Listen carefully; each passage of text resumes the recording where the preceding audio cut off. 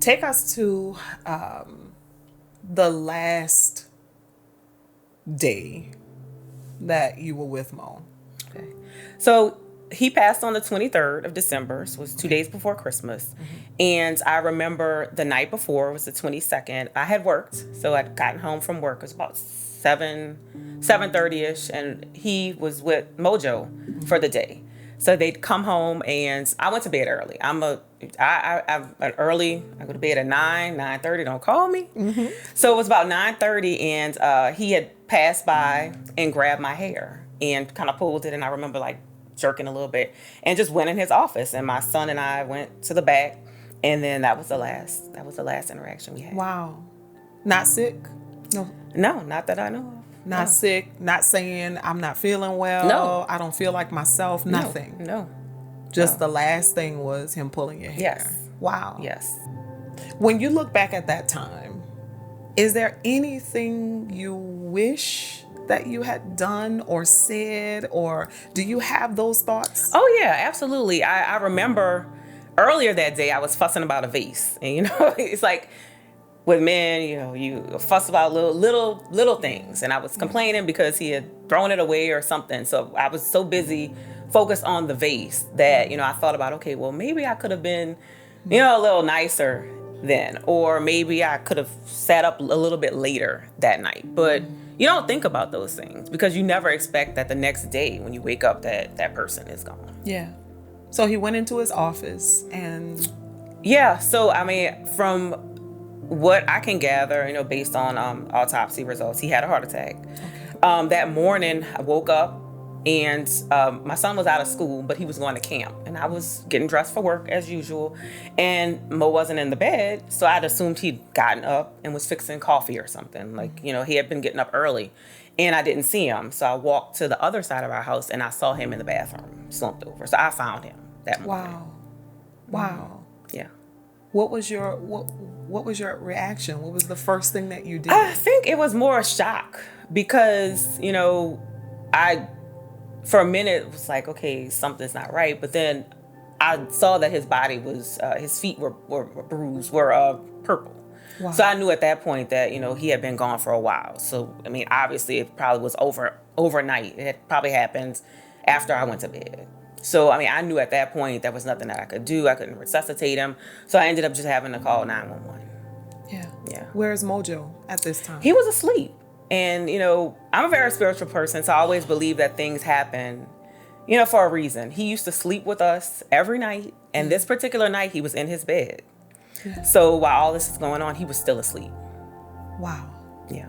So I couldn't scream because I didn't want him to wake up. Absolutely. So it's more like just being calm and calling 911 and just sitting in the house until people came. And, immediately a lot of people didn't realize that I was talking about my husband. It was more of like, oh, the senior. And I'm like, no, this is the junior, like my husband. Yeah. Yeah. How old was he? 43. 43. Yes. So nobody expected No. that he would go. You call 911 and I'm sure it's a whirlwind. Yes. At this point. Yes. Can you take us through that? It was a call just letting them know, my husband was, unresponsive.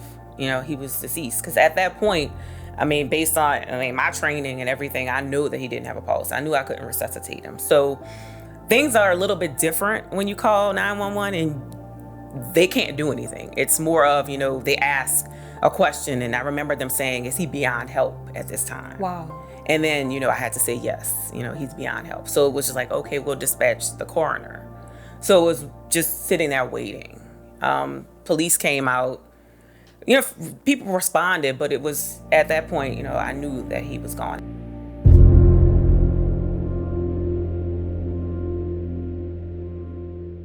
Making that call to his parents. Wow. You don't want to call and say, your son's deceased. So it's just, I remember calling him saying, can you guys come over? Really? And it was so early in the morning that they were like, okay, we'll come later. And I'm like, no, you need to come now. Okay. And I had to eventually come out and say it to get them to come.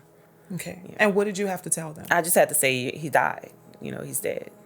I just remember at some moment, just sitting in the bathroom with him, Wow. just sitting over him, and my mom had to come get me. She was like, you have to get up. You can't just sit here. Yeah. So it was just like, okay, I'm gonna just sit here until they take him. Yeah. So, I mean, I remember that, but everything else was pretty much a blur, I think, because I was just so much in shock. I could not imagine making plans with, and Yeah. like my husband, we've been married, it'll be 21 years in May.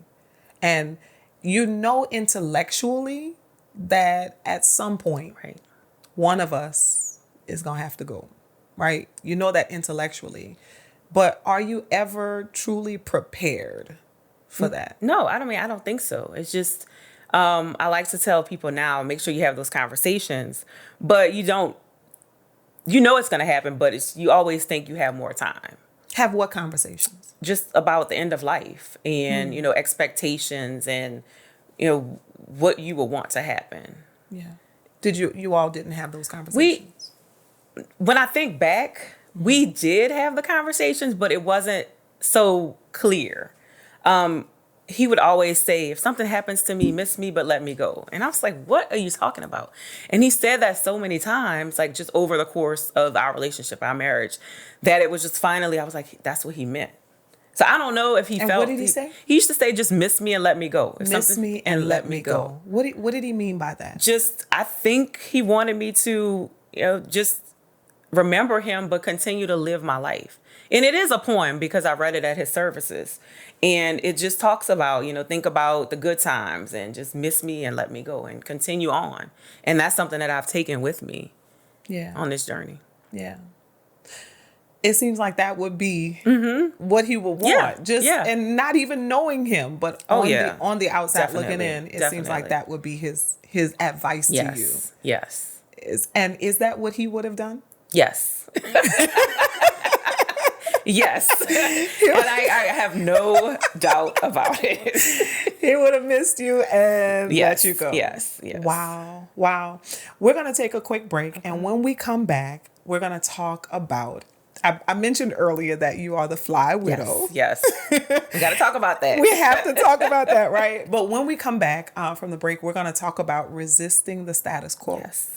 And how, although this has been extreme, it's painful just to hear. So I could not imagine what it's like to experience, but how you have, even with that shift, having to make this sudden shift. We'll talk about that shift a little, and then we'll talk about resisting the status quo when we come back. Okay. Good? Yes. All right. We'll be back.